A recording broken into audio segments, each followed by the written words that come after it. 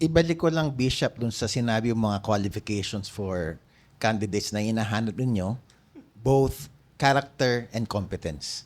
And then, it's not about just politicians, but government servants. Na sinabi nga rin ni Pastor Eric, yung skilled hands with the heart of integrity of the heart. Nung naridbihan kasi ako, Bishop, nung sa gobyerno, para sa akin lang, I'm not sure if you will agree, maganda siyempre yung dalawa magkasama.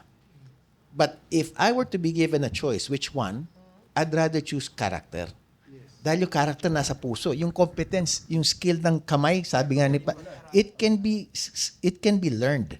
So ang tanong ko ngayon, Bishop, sa inyo, number one, kung sang-ayon kayo sa sinasabi ko, and then number two, ang hirap kasi i-judge kung yung tao ay may character. Ano po ba dapat ang tinitingnan natin bukod sa sinasabi nila? Okay. I am with you. Thank you. That character is foundational. Okay? Foundation. Foundational ang character. And then, you build on that the competence. Hindi pwedeng sasabihin natin character lang. Although, pag may foundation ka, malaking bagay na yon. Tapos yung, kasi yun naman paglilingkod sa politika, hindi naman ito trial and error din eh. 3 years ka nga lang sa paglilingkod eh. Kaya mahalaga na meron kang paghahanda para dito. Ngayon, yung pangalawang tanong mo na How do we determine whether a person yung has character? character. Kasi ang hirap, Atafad, Well, Bishop. unang-una tingnan natin yung pamilya niya. Kasi Walang mistress. kasi sa pamilya, doon mo makikita ang karakter ng isang tao. Kasi pwede kang mandaya sa mga kaibigan mo. Pwede mong pakitang tao ka lang sa iba. Pero sa pamilya, hindi ka pwedeng magpakitang tao dahil kasama mo sila 24/7 eh. Lumalabas kung anong pagkatao mo doon sa iyong sambahayanan. Doon sa nakakasama mo, kung paano ka matulog, kung paano ka gumising, kung paano ka... so, yung pamilya, yun ang unang basihan na makikita natin yung kanyang karakter. Ikaw, Pastor Eric, may idadagdag ka. Yung sa character, yung hindi siya convenience, yung conviction. For example, gaya ng sinabi ko, hindi naman necessarily pareho ko ng faith. For example, may certain candidate, nung popular na merong i-execute, halimbawa, na ganitong tao sa death penalty, sumama pa sa rally in favor ng pro-life. Di ba? Pero later on, nag-iba ng stand. Sa akin, titingnan ko kung yung politiko, yung stance niya on certain issues, out of convenience ba dahil yun ang popular? Or out of conviction na kahit na laban sa Agos, sabi patay ni isda lang, hindi lumalawin ng kontra sa Agos eh. Ang problema, kapag yung sumusunod lang sa uso, doon makikita mo na yung character ng tao kasi wala siyang consistency sa conviction niya, wala siyang paninindigan. Doon ba sa nakikita na ngayon natin, Pastor Eric, sa mga kandidato ngayon, noon, dumadami ba yan sinasabi ninyong kandidatong with conviction o kumukonti na lang sila? Kakaunti lang, I would admit, yung nakikita ko. Kasi example, malakas ang pressure ng isang grupo. Tapos nung nagsalita yung, ito, recent lang, may kandidato na nag-speak ng kanyang conviction regarding a certain issue. Nagbaklasan yung mga supporter niya. Yes. Di ba? And kung tutusin, hindi lang naman yun ang issue na problema ng gobyerno. Hindi pa nga yun ang problema ng gobyerno eh.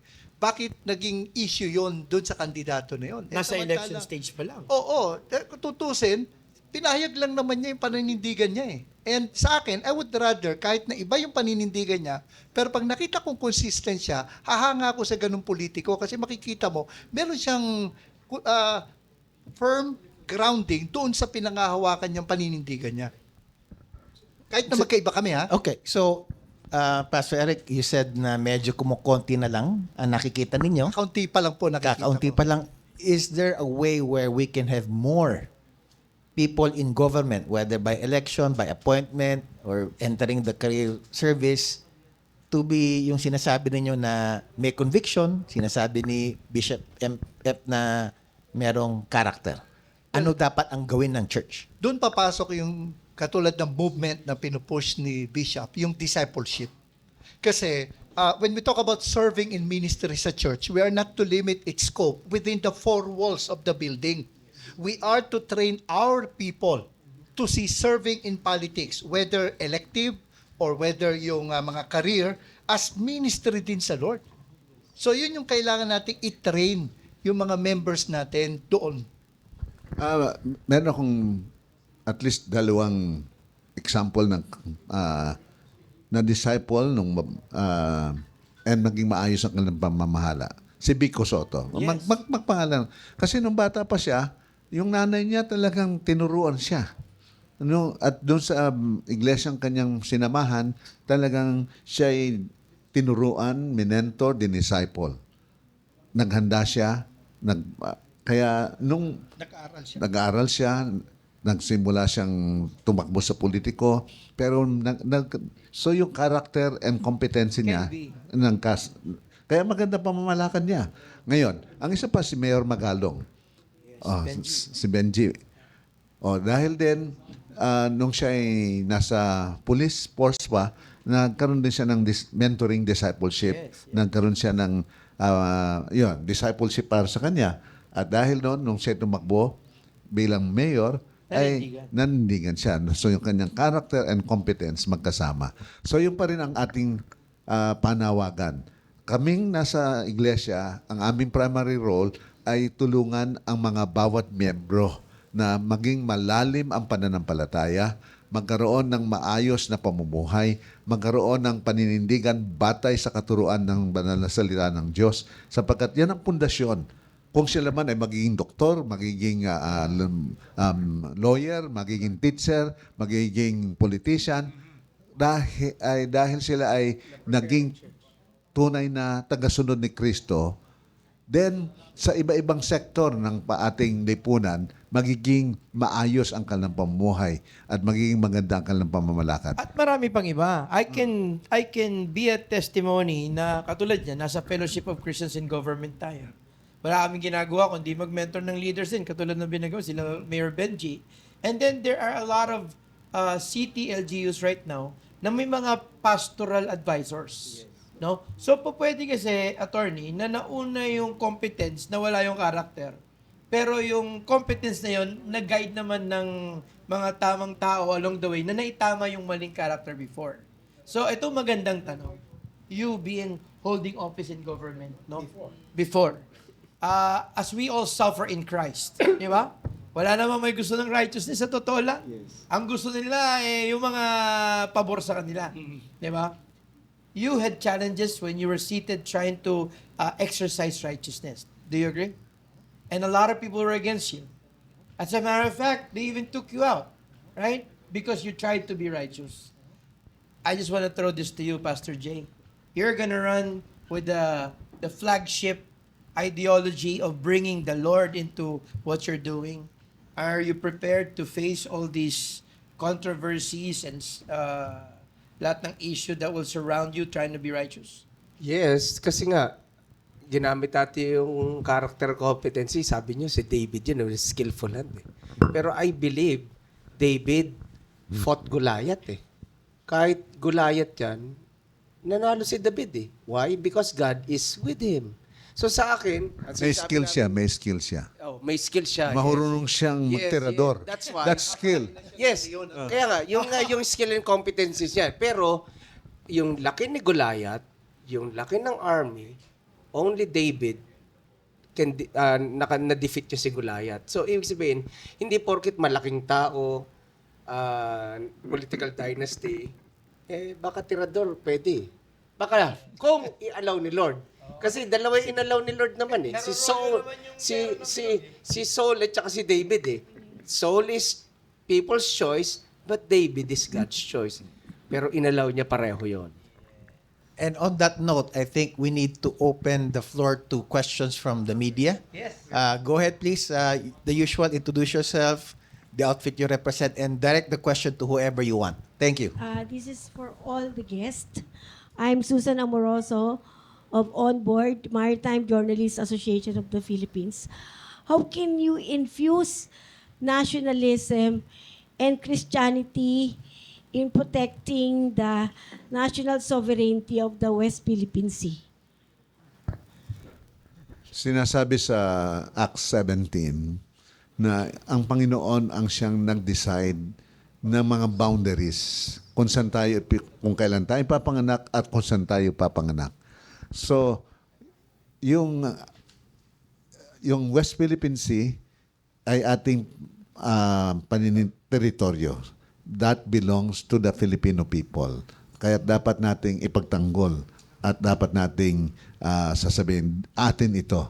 Ngayon, paano natin ipagtatanggol? Sa ating mga sariling kakayahan or makikisali tayo dito sa geopolitical realities para ano yung magiging, kung ako ay nasa pamahalaan, anong foreign policy ang papatakbo ko?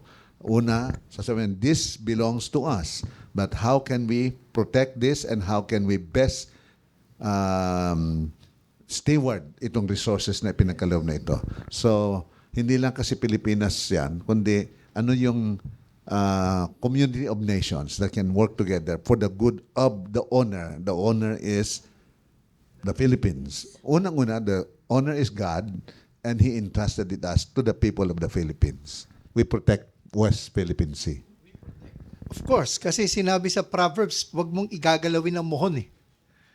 Diba? Sinabi rin doon sa Proverbs yun. So kung ito ay tinakdang sa Pilipinas, hindi dapat isuko, kundi dapat ipaglaban. And we have to explain to our people na may concept sa Bible na just war. Ibig sabihin, makatarungang pakikibaka na kung kinakailangan ipaglaban bilang mga mananampalataya, ipaglaban natin. Yung nationalism na sinasabi mo, hindi lang West Philippine Sea, bigyan natin ng matinding present example. Taiwan is run by Chiang Kai-shek, the first president, and he's a Protestant. But napakaliit na island, and the giant is China, wants to take over Taiwan. Hindi niya magawa eh. Because protected by God eh. I believe, Philippines, kahit ganito tayo na sabihin natin malit na bansa, and these are, hindi lang yung nationalism eh, but yung Christianity, na alam natin, we are protected by God. God is with us sa battle na ito. Kaya yun lang yung gusto kong i-share, no, na we are talking West Philippine Sea as a Filipino. Kaya talagang atin yun eh. Kaya lang, kung ang ibang Pilipino ay talaga sabi nga, papabuli na lang dahil malakas sa bansa, makapangyarihang bansa, isuko na lang natin. Okay. The commentators, moderators, kayo po, sasabi niyo. Ako, I agree with everything that Dave said already. The sovereignty of the Lord will always be. Sabi nga sa Job, no plans can be thwarted. Eh. So, ano man ang nangyayari sa atin ngayon, I believe we may not see the effect today, but it's part of God's great master plan pa rin. Yes. Si Attorney Mison. Ayun. Yung sa akin, copy-paste na lang. Thank you. Any other? Okay. Good morning po ulit. Dodi ako. A recent SWS survey showed that 38%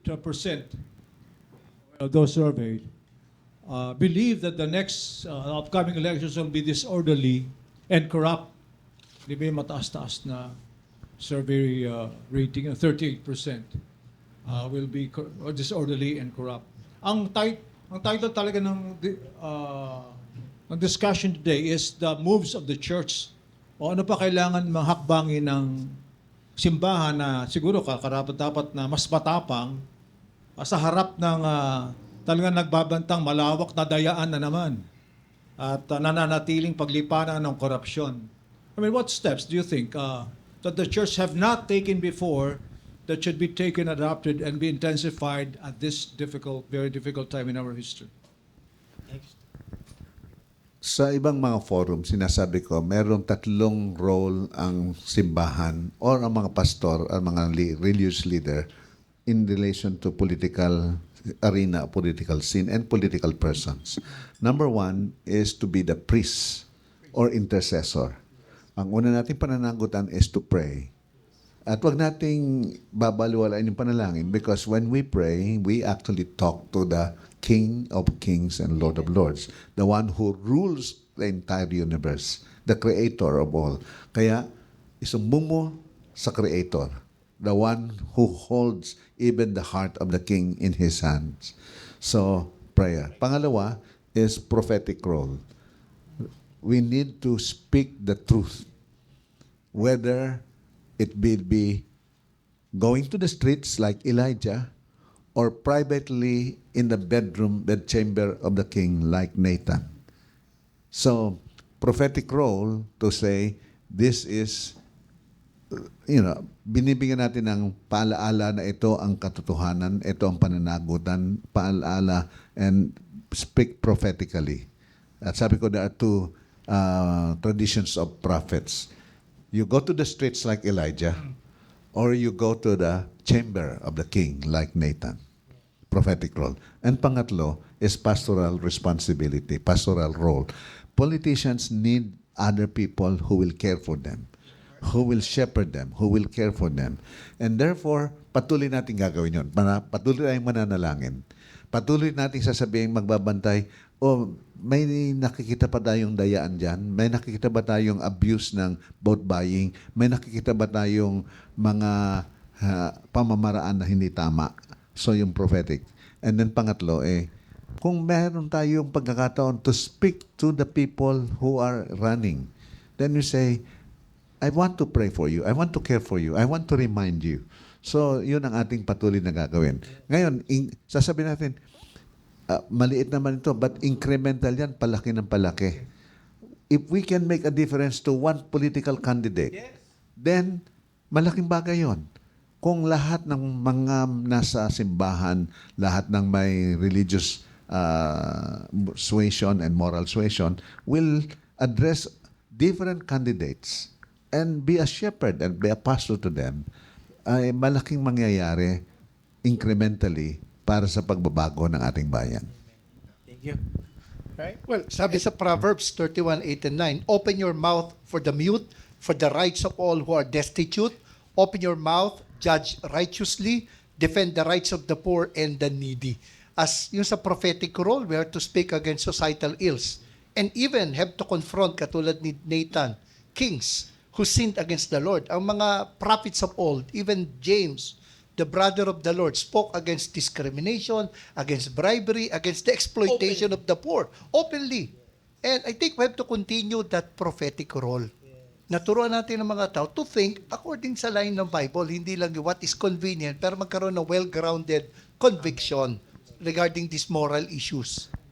Tsaka dapat pag-usapan talaga, Bishop Minsan, ayaw natin pag-usapan Pero yung mga tao gusto Yung church talaga, meron siyang role sa ating government Although, every 3 years lang naman ang election Sa akin nga, kung magkakaroon ng series yung church o pastor, specific, this last 4 Sundays. Na the 3 P's na sinabi ni Bishop. O, edi 3 Sunday lang yun. Diba? Yung sinasabi po niya, diba? Priestly, pastoral, 3 Sunday. Ibig sabihin, i-series na natin yun para yung mga tao prepared sila and sila mismo sa kanilang mga pamilya, mga kapitbahay, kahit sabihin natin malakas talaga yung political dahil dyan sa machinery and yung corruption may share pa natin. Yung gospel kasi, yun nga yung tayo yung tao mismo ang nagre-reach out sa kanila na gusto natin righteous governance, good governance. And last na lang. Sige, just for you. Good morning, gentlemen, bishop, and pastors. I'm Nino Aklan from Hataw. Tanong ko lang po, tuloy-tuloy yung panawagan nating tigilan na yung corruption dahil wag iboto yung mga korap at magnanakaw na politiko. Marami tayong nananawagan, hindi lang po ngayon, kundi dati pa. Pero yung patuloy pa rin po silang naluluklok, ano po ang kakulangan na dapat nating i-impart sa mga botante natin at sa mamimili ngayong May 12 election sa mga dapat iupo sa ating lipunan? patuloy nating paalala sa kanila na ang kanilang boto ay sacred responsibility. Ang kanilang boto ay sagrado. Ito ay pagkakatiwala na ipinagkaloob ng Diyos. Ngayon, ang maganda dito sa demokratiko, pantay-pantay tayo eh. Lahat tigi-tigis ang boto. Mayaman o mahirap. May pinag-aralan o wala. Lahat pare-parehong boto. Kaya gamitin natin ng maayos yung ating pagbotong ito. Ngayon, nagpapasalamat tayo na meron pa rin tayong mga nagiging magandang crop ng mga kandidato. O, halimbawa, si Pastor Jay, sumali na. O, yung ibang mga pastor nandun. Ngayon, hindi automatic na dahil pastor siya ang maayos na kandidato. Dahil kung minsan, yung religious na napasok sa politika, kinakain ng sistema. Kaya, natin nga, yung magkaroon ng moral values sa government, ay merong mga pastor na tumulong sa moral values sa pulis. Ang nangyari ay yung pastor naging pulis. Okay. Sa halip na yung pulis ay ma-influensya, yung pastor ang na-influensyahan. So, dapat tayo magkaroon din na huwag tayong kakainin ng sistema. Tayo ay maging asin na magiging epektibo doon sa darangan na kung saan dinala tayo ng Panginoon. Thank you very much, Bishop, for that word of encouragement. Thank you, Pastor Jay, Pastor Eric, for coming over. Just to close up, Pastor G, tatandaan mo ba yung 3 Ps na sinabi ni Bishop M? Para ma-sort out lang natin. Oo naman. Ano yung unang P? Yan. Unang-una, kailangan tayo maging priestly or prayerful. Prayer. We intervene. Pangalawa, we need to prophesy. Speak. Di ba? Which leads to the third thing, which is pastoral or pastoring or shepherding. So yan ang role natin sa panahon nito, no, sa panahon ng ating pag-ieleksyon. Kaya maraming salamat dun sa 3P.